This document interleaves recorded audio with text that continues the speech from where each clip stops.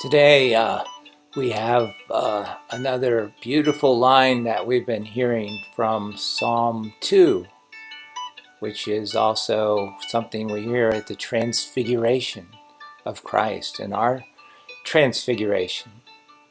In Hebrew, you see here, Adonai Amer, Alech B'nai Ata Ani Hayom Yelech Tayeka. That last word, Yelech Tayeka, it means birth. It means you are my son, my beloved, whom I have begotten. Those words are used in the Acts of the Apostles after Jesus' resurrection. You have been born, begotten, new birth. We are part of the spiritual birth of others. Just as Christ, as we participate in Christ, He has enabled us to be part of the birthing of others and their spirits. We look at these saints, Saint Damien, who ministered in the leper colony, Mary Magdalene, Saint Perpetua. They all participated in Christ's birthing life, risen life in others. We look at someone like Mary Magdalene at the start of the Easter season. She became the first witness of the resurrection to the disciples, the apostles. She was part of their spiritual birth, of risen life being born in them. We look at our friend, Saint Damien, and we see how he contributed to the lepers in Hawaii. Look at all the spiritual people that by participating in Christ, he gave birth, spiritual life, risen life to each of these children.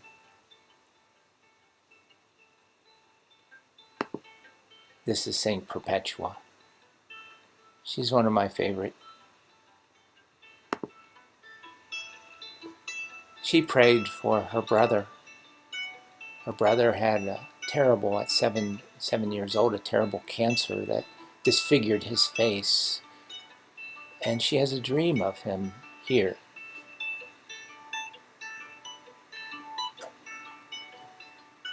And this dream is after he died. He's in a place where he cannot drink from this fountain of living water. It's gray, it's dark, we would call it the Sheol, or purgatory. In Hebrew, it's Sheol. He is lost and alone, it is described, his clothes dirty and tattered. In her dream, he wonders.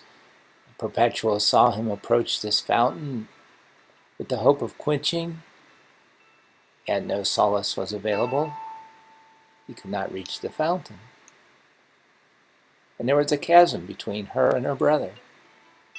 So she prayed and fasted for him. And this is all while she herself is in prison for being a Christian.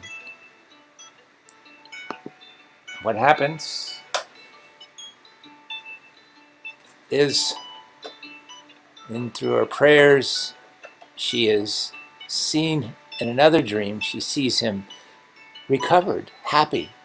He's able to drink from the fountain. His face is no longer disfigured, and he's carrying a loaf of bread like the Eucharist. He has drank from the Eucharistic table in heaven.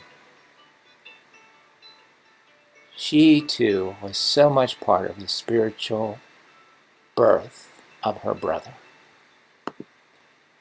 If we look at St. Clement's letter, he talks about how each of us, whether great or small, as part of Christ's body, have something to contribute He said the great cannot subsist without the small, nor the small without the great. There is a kind of mixture in all things. Thence arises mutual advantage.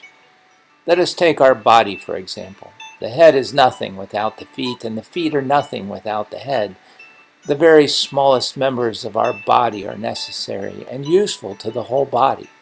All work harmoniously together, and they are under one common rule for the preservation of the whole body. In Christ, let our whole body be preserved intact. Let every one of us be subject to his neighbor according to the special gift bestowed upon him or her. So as you read that line in Psalm 2 today, just ponder that you too may not realize it. You are part of the spiritual birth of someone else. Amen.